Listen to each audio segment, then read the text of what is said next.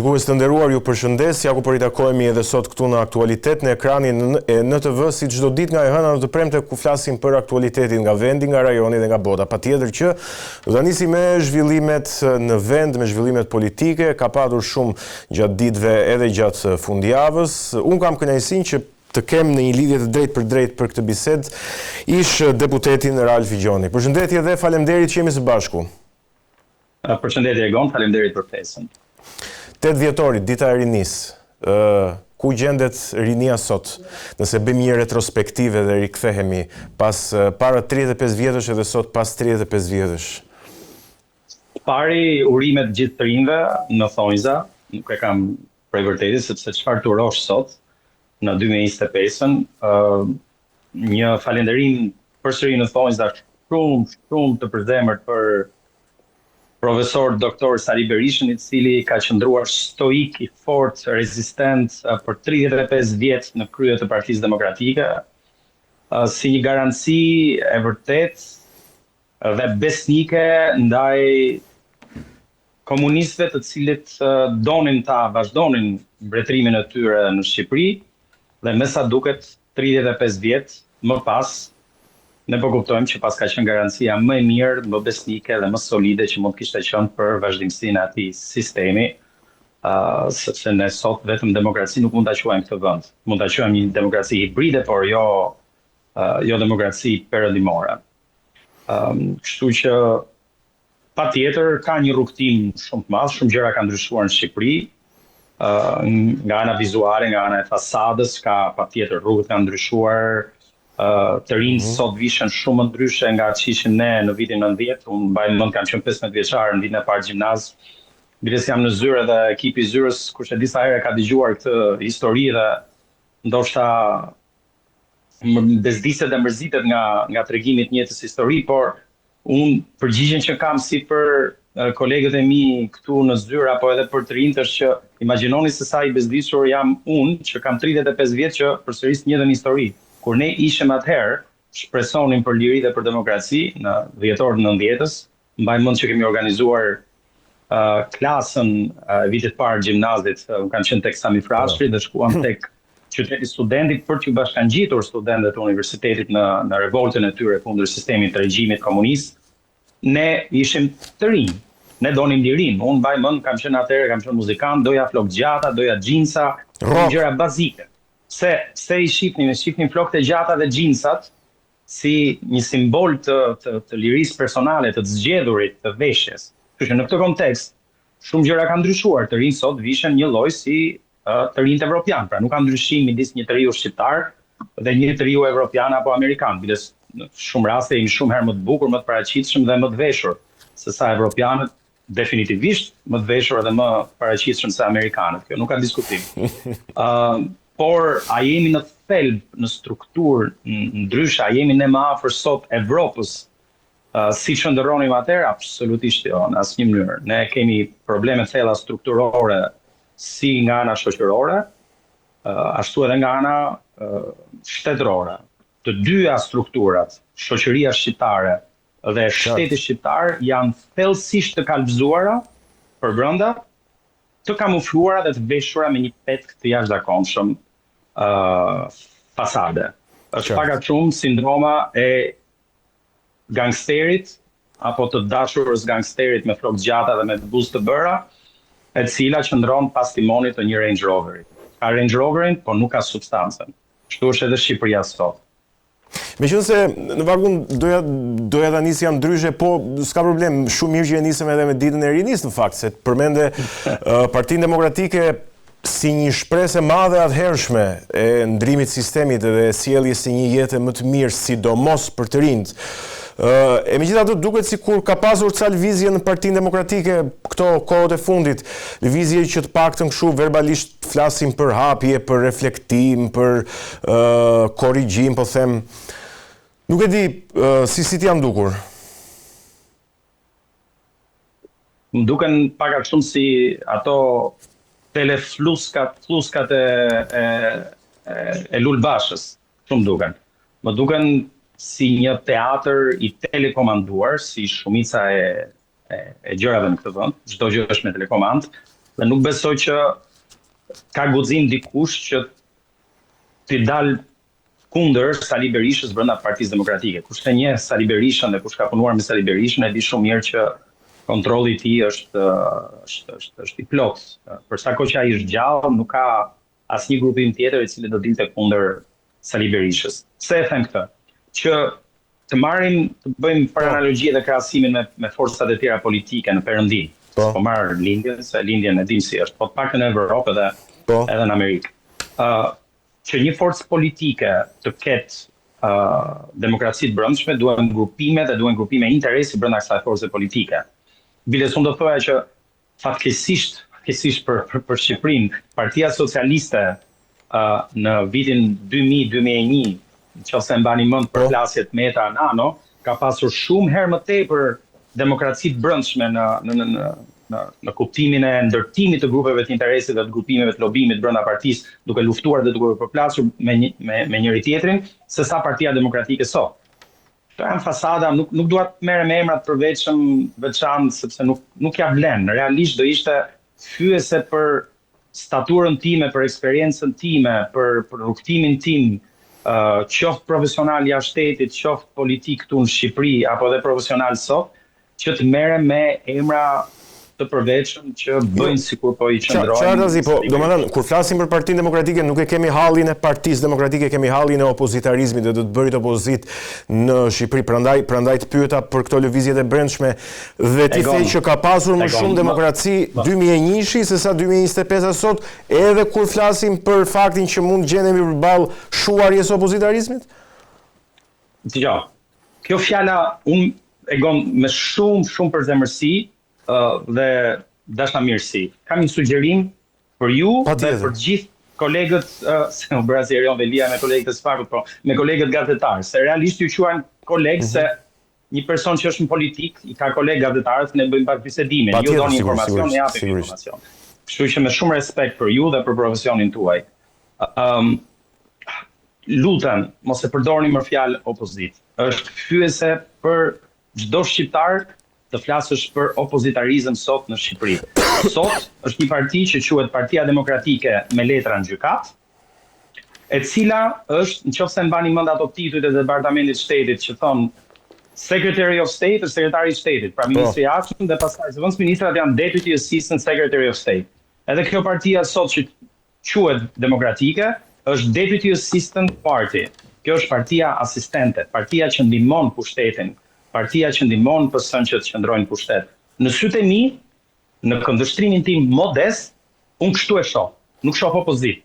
Këtu ka kaq arsye për të bërë opozit, ka kaq arsye për të dalë në rrugë, ka kaq arsye për të bllokuar rrugët, për të, nuk e di, për të bërë akte të jashtëzakonshme opozitare dhe nuk kemi asnjë forcë politike që është angazhuar për të demonstruar, le të themi, një frymë opozitare të vërtet, siç e shef në Francë drejqitaj, edhe Franca, apo në Itali, në Portugali, në Spanjë, pra është për të ardhur keq që sot në 8 dhjetor, ditën e rinis, ne duhet flasim për një opozit inekzistente. Opozita sot është thjesht imagjinare, është një varg që ndihmon një grup shumë të vogël njerëzish për të ndihmuar një familje që ka kontroll të plot të kësaj partie. Çdo gjë tjetër që ndodh është një akt teatral, kamuflues, sa për të tërhequr vëmendjen. Qartë. Mirë, partia asistente the ti për Partinë Demokratike. Okej, të flasim tani për atë që asiston Partia Demokratike, për Partinë Pushtet, për Partinë Socialiste, për qeverinë Rama dhe specifikisht për çështjen Balluku, e cila gjendet në gjykatë kushtetuese, e çuar nga kryeministri Rama, pra pezullimi i pezullimit, por gjykata kushtetuese ende nuk e ka marrë në shqyrtim këtë çështje dhe e ka shtyrë për në datën 12, në mos qofsha unë gabim. Dhe kemi patur këto diskutimet e kryeministrit Rama për pengim për marrje kompetencash nga ana e gjyqësorit mbi ekzekutivin, për pengim të punës, të vijimësisë punës. Kush po e mban peng drejtësinë në rastin e Ballukut? Konkretisht gjykatën kushtetuese që së pari ta marrë në shqyrtim dhe pastaj pasi ta marrë në shqyrtim parashikimi yt është që do ta pezulloj pezullimin apo do ta lërë në fuqi pezullimin? Tani, rregullat e lojës në një sistem demokratik janë të qarta. Pushtetet duhet jenë të ndara dhe të pavarura nga njëri tjetri. Pushtetet ndër komunikojnë, ndër veprojnë sipas kushtetutës, por janë të pavarura. Kështu që nuk mund të ndërhyjë ekzekutivi tek drejtësia dhe tek gjyqësori për sa i përket afateve apo për saktimit të afateve të trajtimit të një çështje të saktuar. Sigurisht që drejtësia ka një debat shumë të madh nga ana e jurisprudencës, nga ana ligjore, nëse mund të ndërhyjë drejtësia në aftësinë ekzekutive të ose operative të ekzekutivit. Sigurisht që mund ndërhyjë, nëse një organ i drejtësisë mendon që një person i emëruar, siç është Balluku në këtë rast, rrezikon hetimet e një çështje të saktuar, sigurisht që mund të ndërhyjë me një masë drastike të pezullimit nga detyra. Ajo që është e turpshme në rastin Balluku, ta fillojmë një herë në makro. Kemi një qeveri ku ish zëvendëskryeministri është në ekzil në Zvicër, kryetari i bashkisë është në Burg, ish kryetari i parlamentit, pra ish ortaku i Edi Ramës, me cilin unë kam pas rastin dhe kënaqësinë të punoj, se nuk e mohoj fare. Ish presidenti i Republikës, po. Pra ish presidenti, po ish kryetari i kuvendit. Edhe ish kryetari. Para punës është ish ortaku në koalicionin PSLS-ja, le mos ta harrojmë. Dhe këta janë në Burg. Njëri është në ekzil, dy janë në Burg. Me akuza ende të paqarta me çështje që janë, le të themi, të mjegullta. Ndërkohë, kemi kryetarin e bashkisë që akuzohet për 900 euro harxime të bashkëshortes të tij dhe një zëvendës kryeministre dhe ministre transportesh, e cila akuzohet për 50 milion euro dhe qëndron në detyrë. Unë mendoj që moralisht nuk duhet kishte patur as pak nevojë për një vendim nga drejtësia për të pezulluar nga detyra një zëvendës kryeministre. Në momentin që ti akuzohesh, edhe nëse akuza është e pavërtet, edhe nëse nuk ka asnjë provë kundër teje, ti duhet t'japësh dorëheqjen. Ky është standardi demokratik. Dhe nuk e kuptoj pse është bërë kaq debat. Në një vend tjetër perëndimor, unë imagjinoj në Itali, në Francë, imagjinoj në Spanjë, nuk e di, në Angli, që një ministër, imagjinoj lajmet, BBC-n, imagjinoj France Television apo Rai, që t'japi një lajm në orën 8 të darkës, dhe të thotë zëvendës kryeministri apo zëvendës kryeministri akuzohet dhe ka prova të forta dhe kërkohet nga drejtësia dhe nga prokurori për përvetësimin apo për, le të themi, ndërhyrje për 50 milion euro, do bëj nami, fizikisht do bëj nami. Ky zëvendës kryeministër në Itali apo në Francë do merrej direkt në mbrojtje për t'i mbrojtur jetën një herë nga populli që do dilte në rrugë. Nuk e kuptoj arrogancën e një personi i cili akuzohet për 50 milion euro dhe ka paturpsinë dhe pacifsinë që thotë jo, unë nuk jap dorëheqjen, unë do vazhdoj detyrën. Tu tani kemi edhe një problem për drejtësinë. Po? Problem standardi, precedenti. Pse? Sepse në qoftë se ti lejon në detyrë zëvendës kryeministren e 50 milion eurove, atëherë pse që është e emëruar si zëvendës kryeministre, po?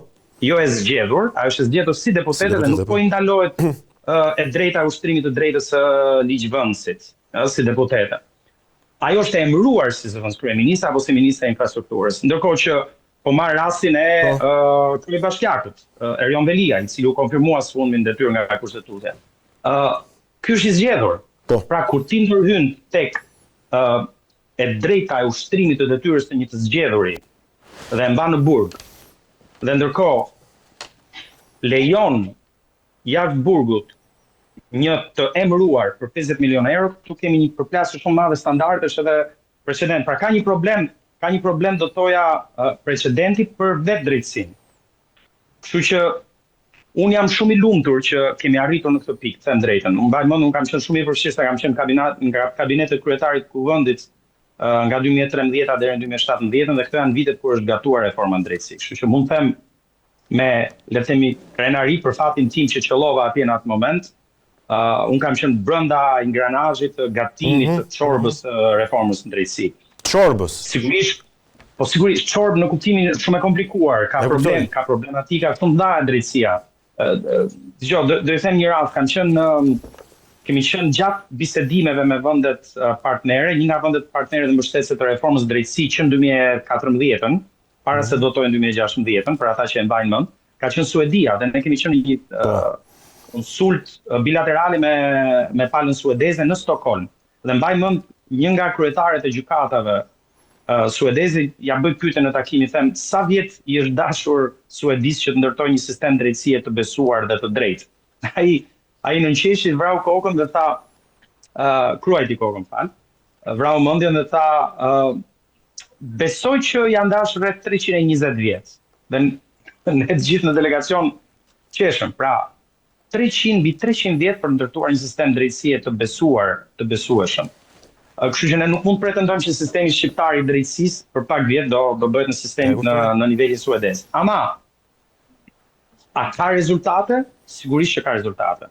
Fakti që ne jemi këtu, edhe pse rezultatet mund të jenë të debatueshme, edhe pse ne mund të debatojmë për anë teknike, pra a ka të drejtësia të pezullojë nga detyra një zëvendës kryeministe, a është e zgjedhur, a është e pasgjedhur, a është e emëruar etj.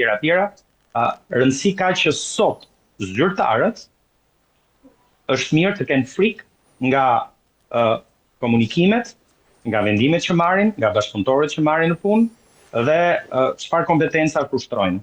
Pra, a janë më të frikësuar sot zyrtarët shqiptar të zgjedhurit e emëruarit e Shqipërisë?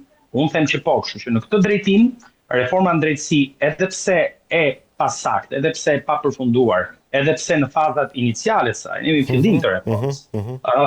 Unë mendoj që ka dhënë disa rezultate pozitive, ka krijuar një frym në fundit, ka krijuar jo vetëm një frym pritshmërie nga populli, nga masa, nga votuesit, po me fjalë ka krijuar një frym kërkese.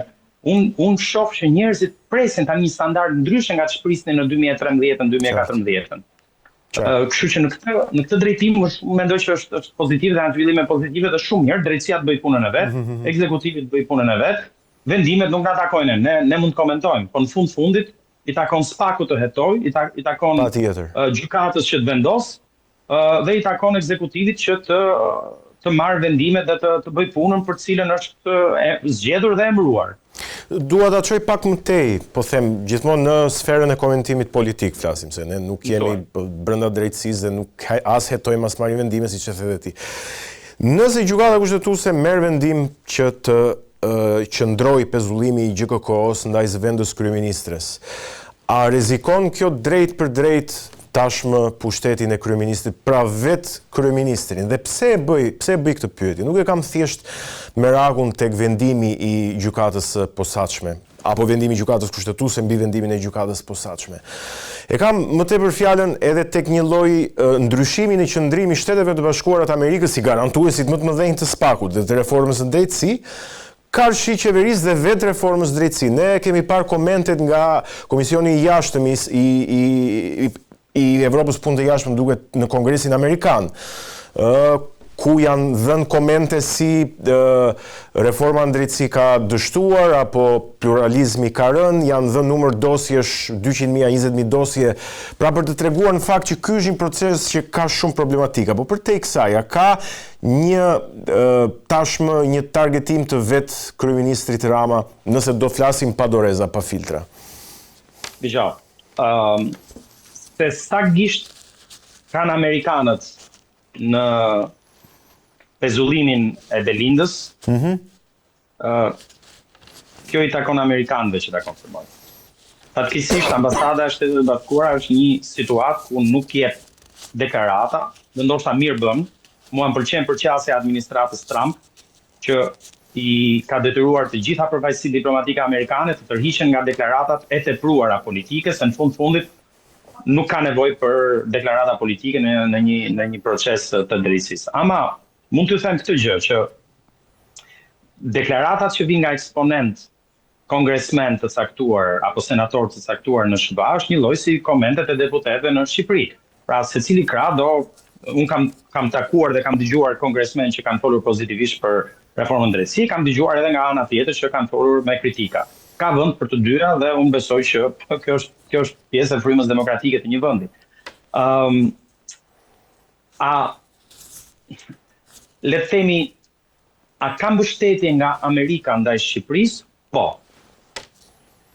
Amerika në paktën jo vetëm ndjenjën time, por edhe në eksperiencën time të kaluar që nga Ministria e Jashtme deri në Parlament, amerikanët kanë qenë gjithnjë pranë shqiptarëve dhe pranë Shqipërisë. Kjo është shumë e rëndësishme për ta theksuar.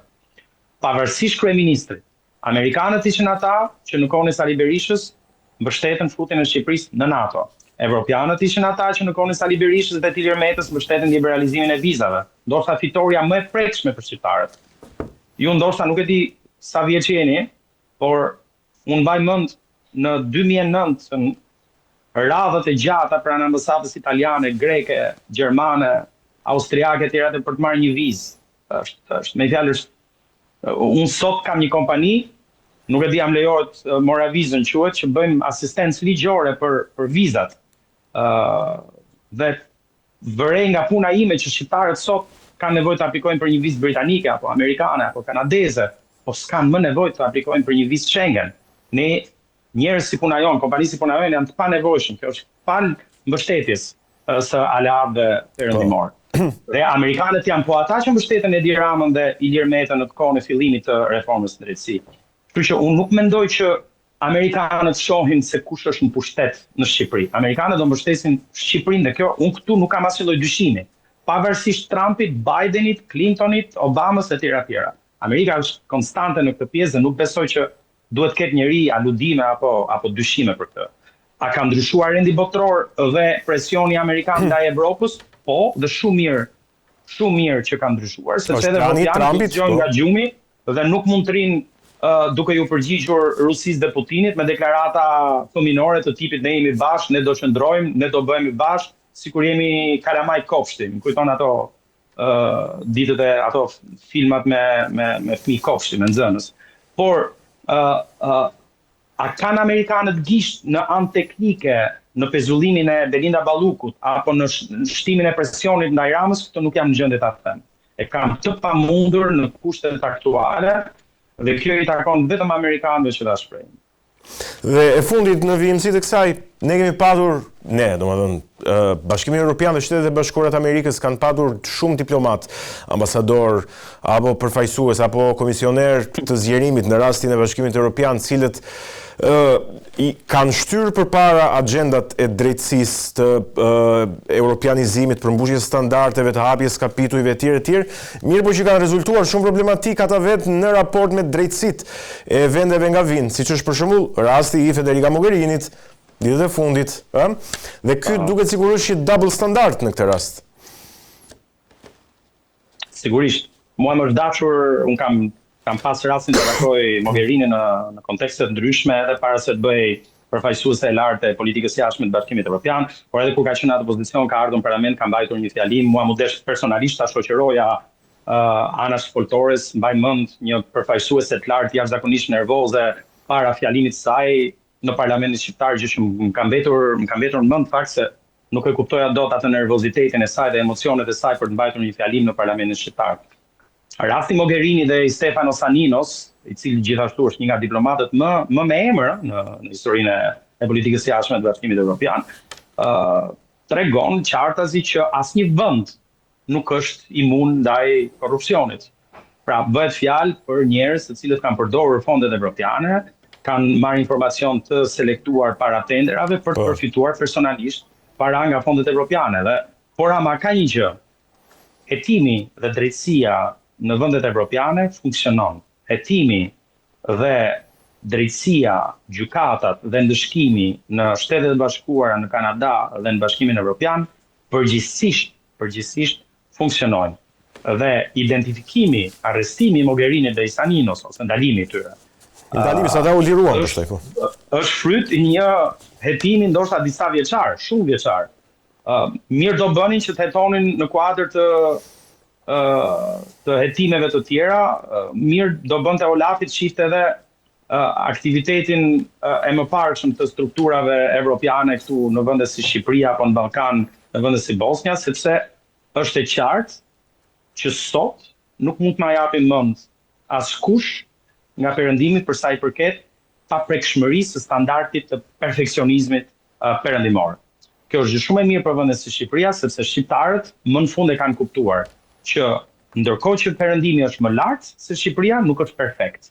Pra nuk është një ëndër për ne më, është një realitet drejt cilit ne duam të shkojmë, po duhet shkojmë me shumë kujdes, duhet shkojmë të tërhequr, duhet shkojmë gjithashtu me një sens pragmatizmi edhe interesi personal kombëtar. Në fundit, Shqipëria në çdo hap gjatë integrimit evropian duhet bëj pyetjen: çfarë marr unë nga kjo?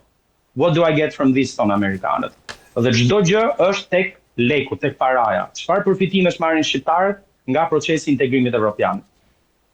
Me këtë pyetje duhet shkojmë në mendje dhe me këtë pyetje në kokë ne duhet të antarësohemi në Bashkimin Evropian. Nëse ne nuk kemi interes financiar për mirëqenien e qytetarëve shqiptar brenda kufive tanë, atëherë edhe antarësimi në Bashkimin Evropian nuk do kishte asnjë lloj vlere. Sepse siç po e shohim, edhe atje kanë probleme dhe kanë biles nganjëherë vendet evropiane, kanë probleme nganjëherë strukturore më të mëdha dhe sfida shumë herë më të mëdha se sa Shqipëria.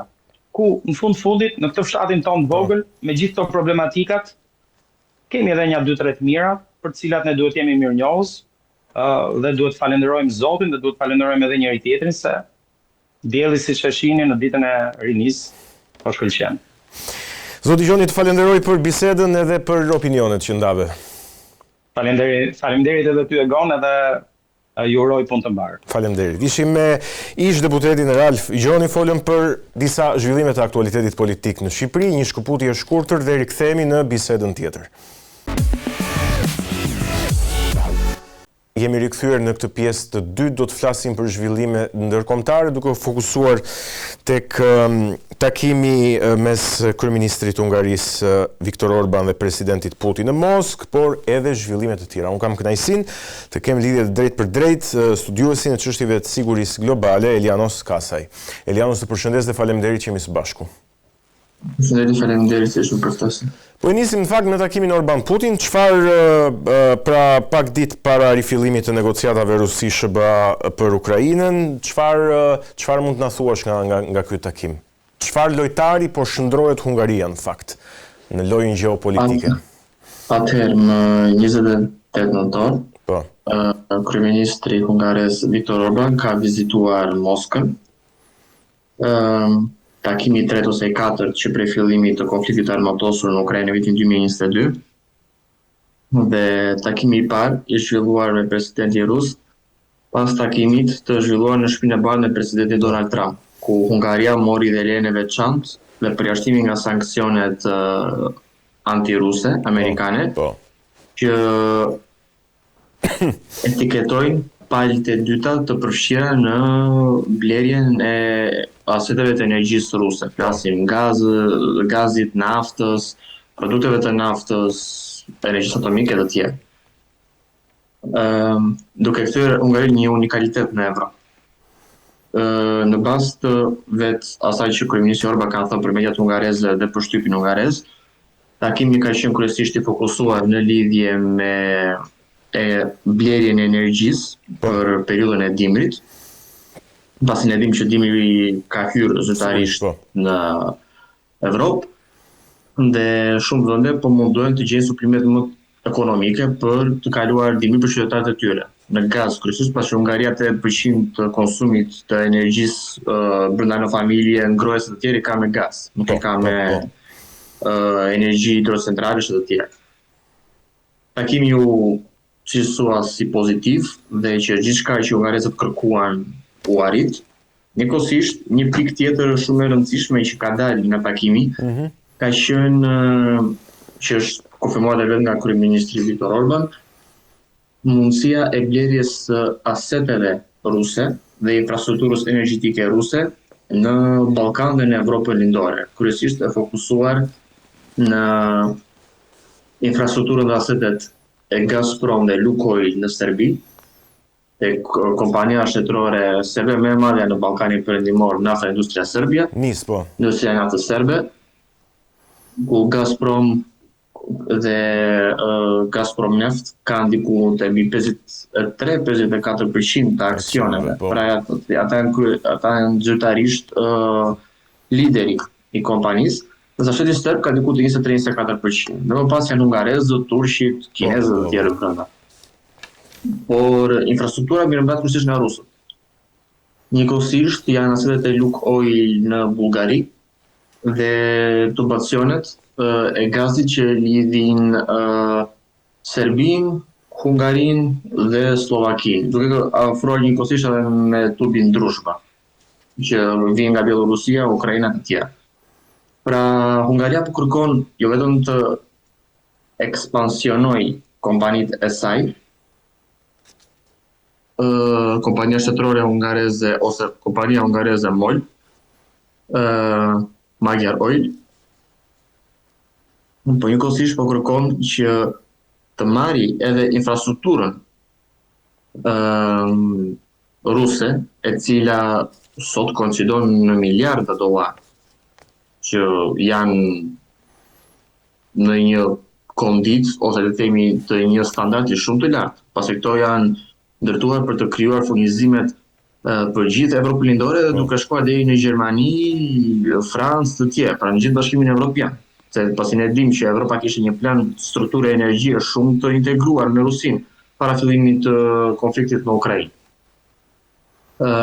Kjo duket se është një lëvizje jo fort e papritur nga hungarezët, pasi ne dimë që Hungaria ka pasur shumë përplasje me Brukselin dhe të vetmit le të themi alat politik që sot e mbështesin qeverinë konservatore të kryeministit Orban janë me thënë administrata amerikane e presidentit Donald Trump, Rusia, Kina dhe disa vende evropiane, si Çekia, Slovakia, Serbia, Bosnia, Kroacia deri diku e të tjerë. Pra ata kanë konflikt të hapur me Brukselin, e dim, për çështjen e imigrantëve, për çështjen e LGBT-s, për faktin që Hungaria është shumë probleme tradicionale, familjare, është edhe shumë konservativ, le ta quajmë qeveria shumë konservative dhe ata kanë një politikë thjesht ditoiste. Pra kërkojnë gjithmonë neutralitetin, mosmbajtjen e krave, dhe forcimin e kompetitivitetit të ekonomisë së tyre. Blerja e aseteve ruse duke se ka marrë tishirit nga Kremlini, pasi ata vetë e kanë bërë një zyrtar njoftimi që ne jemi në dialog për shitjen e aseteve, pasi mund të themi që Hungaria është një blerës desnik i energjisë ruse dhe produkteve të energjisë ruse. Ata akoma vijojnë të kenë shkëmbime në fushën e kulturës, farmaceutikës dhe të tjerë. Rusët janë duke përmbyllur ndërtimin e centraleve të reja bërthamore në Hungari Paksh 2, të cilat do ta mundsojnë në Hungari me energji të pastër atomike për të minimizuar të themi të varësinë që Hungaria ka nga gazi, nafta e produktet e tjera.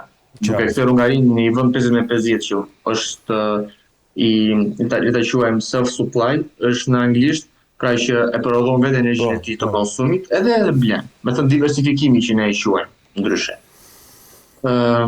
Njëkohësisht kjo do ta kthejë Hungarinë në një superfuqi të energjisë, flasim nga ana infrastrukturore, nga ana aksioneve të tjerë. Hungaria do të kthejë jo vetëm një superfuqi energjetike në Evropën qendrore dhe atë lindore, por do të mund të diktonte konditat e saj kundrejt burokratëve ose administratës burokratike të Brukselit. Hungaria do të kthehet në një superfuqi energjetike të Evropës qendrore dhe asaj lindore, pasi pozicioni i Hungarisë, që do të ketë të gjitha tubacionet dhe infrastrukturën energjetike që do të ndihmojnë në lidhjen dhe transportin e gazit, hidrokarbureve, vajit, që është një nga materialet më të domosdoshme për industrinë evropiane lindore. Qartë. Në Hungari, në Çeki, edhe në Austri dhe Gjermani, ne dimë se çfarë impakti pati vënia e sanksione kundër vajit, naftës dhe gazit rus në ekonominë gjermane. Qartë. Pra, kjo do të krijojë atë që ne mund ta quajmë tani fantazi politike deri në një farë mënyre, ku Hungaria do të jetë uralise midis produkteve të naftës, gazit, vajit rus, në tregut evropian. Pas ata do të kenë infrastrukturën, statusin e vendit të BE-s, përjashtimin nga sankcionet amerikane, që do të lejohet ta blejnë naftën, gazin, vajin, benzinën, çka që kërkuar nga ekonomia evropiane, dhe ta rishesin. Qartë.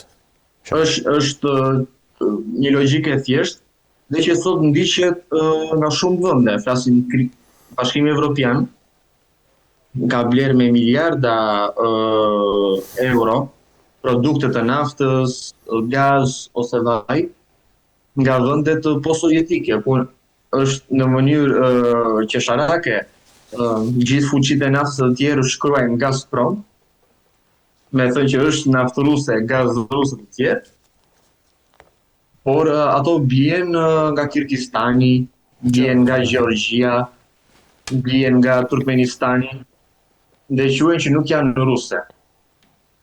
Pra një rishitje e produktit. Ose siç e ka bërë Bielorusia deri para sanksioneve, që ata blinin gazin me naftën ruse dhe rishisnin. Ata nuk quhet gaz ose naftë ruse, ata quhet bieloruse, gjeorgjiane, kirgize të tjerë. E ta gjithë do ndodh nga Hungaria. Sigurisht. Hungaria ka mundësinë nga shërbëdhënia të blejë në tregun rus. Rusët e kërkojnë këtë gjë. Sigurisht. Ata mund të kenë dakordsuar që ne t'japim një infrastrukturë, ti ke pozicionin si vend evropian. Ne mund të bëjmë rishqitje, ne mbajmë një përqindje, 30-40%, dhe ti mban shumica. Dhe të gjithë janë të lutur. Mirë, dua të kaloj tek një takim tjetër shumë i rëndësishëm gjatë fundjavës, që ishte ai mes presidentit rus Vladimir Putin dhe kryeministrit të Indisë Narendra Modi. Në fakt ishte vizita e presidentit rus së bashku me një grup ministrash dhe biznesmenësh rus në New Delhi në Indi. Ishte një vizitë goxha pompose, po them edhe në opinionin publik. Megjithatë, nuk u duk se marrëveshjet ishin aq të mira ose aq të mëdha saç u fry po themi vizita. Si e pe këtë vizitë? Atëherë, gjatë fundjavës, presidenti rus Vladimir Putin zhvilloi një vizitë 2 ditore në Indi. Kjo është vizita e dytë në Indi që pas vitit 2000, ku ai bëri turin e tij presidencial të parë kur erdhi në zyrë. Vizita pati një itinerar shumë të ngjeshur në një farë mënyre. Ata vizituan varin e Mahatma Gandhit, babait të pavarësisë së Indisë, morën pjesë në një ceremoni zyrtare mikpritje, një darkë zyrtare mikpritje, në bisedimet midis dyja departamenteve shtetërore ruse ose administratës që ne quajmë ruse dhe asaj indiane në zhvillimin e marrëdhënieve bilaterale. 2 pikat kryesore që forumi ekonomik rus-indi, një platformë shumë unikale, shumë ndryshe nga çka që më parë në konstruktuar marrëdhënia midis Indisë dhe Federatës Ruse. E paka shumë e ngjashëm me forumin që Rusia aktualisht zhvillon me Kinën. Forumi ekonomik Rusi-Kinë, që domos pas 2022 këto forume janë këtyre të përgjithshme paka shumë. Më pas ka qenë edhe lançimi ose inaugurimi i RT India, ose ajo që ne i quajmë Radio Televizioni India, pjesë e grup medias Rasia Сегодня, ose Rusia Sot. Një nga mediat më të mëdha ruse, që është e përhapur shumë, jo vetëm në hapësirën post-sovjetike, por edhe në Kinë, Amerikën Latine, vendet arabe. Pra është një media shumë e ndjekur, edhe në Amerikë. Amerika së fundi e hoqi nga lista e mediave që ishin të bllokuara gjatë kohës së presidentit Biden, dhe vetë shumë pjesë të administratës së presidentit Donald Trump e ndjekin atë si media. Pasi kualiteti i saj është mjaft i lartë, le ta quajmë. Kjo ka dhënë edhe shenjën e fillimit ose të ekspansionit të fuqisë të butë, ose asaj që ne i quajmë soft power në anglisht, të Rusisë, që vjen përgjithësisht nga ana e kulturës, në bashkëpunim mediatik, bashkëpunim kulturor, bashkëpunimit në fushat humanitare e të tjerë. Pra shtrihje kësaj fuqie të butë ose kësaj fuqie indirekte të Rusisë në Indi gjë që India vetë e ka pranuar dhe ka kërkuar nëse i balans kundrejt influencës disa shokullore anglosaksone, britanike dhe amerikane. Dhe që ka sjell atë që ne mund ta quajmë rreshtimin oficial të Indisë në vendet kritike të hegemonisë perëndimore. Kjo kritika e Indisë ka qenë me kohë. Po. Që në vitin 1961 që është përmendur nga presidenti Putin në fjalimin e tij, ku India pati luftën me Portugalin, e cila nuk u mbështet nga fuqitë perëndimore, Franca, Amerika, Britania e Madhe e të tjerë. Ajo është një luftë çlirimi kundrejt kolonizimit portugez në Indi, dhe vetëm Bashkimi Sovjetik vuri veton dhe ofroi suport diplomatik, ekonomik dhe ushtarak për Indinë. Dhe kjo gjë duke se hodhi themelet e miqësisë sovjetike indiane, më pas ruso-indiane ditën e sotme. Pasi presidenti Putin dhe diplomacia ruse e elaborojnë shpesh këtë gjë, që ne kemi ndihmuar Indinë në luftën për independencë, ne kemi ndihmuar në krizën e Portugali, ne kemi ndihmuar në këtë kozmonauti i parë indian në përmend ka qenë i dërguar nga Bashkimi Sovjetik në kozmos, e të tjerë. Më pas zinte marrëveshjet, siç e thatë juve, më shumë kjo vizitë kishte një aspekt diplomatik, kultural, se sa paridhjes le ta quajmë publicistik. Po, më tepër publicistik. Sepse ne dimë që perëndimi para vizitës Evropa perëndimore kryesisht, por vazhdon të elaboronte këtë trumpetën që ne quajmë që Rusia është e izoluar, Rusia ka vetëm Kinën dhe Korenë e Veriut, të tjerë. Nuk është as pak e vërtet. Qartë, dhe kjo e ka treguar në fakt. Kinës, Koreas së Veriut, është janë shumë të tjera që bashkëpunon me Rusinë, flasin Vietnam, Laos, Brazil, Arabi Saudite, Katar, Egjipt, Algjeri. E vërtet është. Dhe Azisë Qendrore dhe së fundi India. Dhe nëse kjo do të llogaritet në kuadër të popullsisë, Rusisë nuk i duhet shumë Evropa se sa i duhet Kina dhe India. Pra dy tregje që së bashku bëjnë mbi 3 miliard banor. E vërtet është. Ekonomi që Kina dhe India te i kalojnë Evropën dhe SBA-n në një ekonomi të bashkuar flas. Nëse ne do të llogarisim së bashku ekonominë e tyre. Po, Evropa dhe SBA-ja si popullsi nuk bëjnë 1 miliard. Evropa dhe SBA-ja pra nuk bëjnë 1 miliard si popullsi. Po, ato 600-700 milion banorë do të bashkë. Ndërsa Kina ka 1.5. Po, edhe India ka 1.6. 3.1 miliard banor tregje dhe konsumator. Nuk ka nevojë për të shkuar shumë larg për të kuptuar që disbalancat janë e vërtet demografike, po. Njëkohësisht. Kurrë që marrëveshje bilaterale nuk pati shumë, por Rusia ka hapur zyrtarisht dyert për investitorët indian. Në politikën e saj të ngjashme me atë të investitorëve kinez. Pra mund të vinë të investojnë, do të ketë lishmëri, do të keni statusin e vendit të quajmë miqëstor dhe partner strategjik. Qartë. Njëkohësisht, investitorët rusë është hapur rruga për tregjet indiane, diversifikimin e valutës së huaj që hyn në Indi me rupjan indiane. Po. Pasi ne dimë që Rusia kërkon ta balancojë këtë influencën e jenit kinez dhe dollarit, që janë dy valuta më të përdorura aktualisht, me valuta të tjera. Njëkohësisht, një trajtim i veçantë ishte edhe çështja e sanksioneve dhe blerjes së vajit rus nga sanksionet amerikane.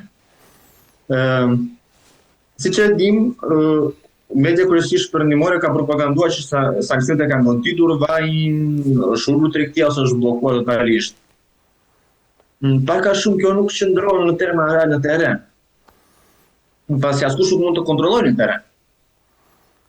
Ne themi që Rusia dhe Kina kanë ulur blerjen e naftës dhe vajit, por kufiri ruso-kinez është kufiri sot më të aktivët në botë.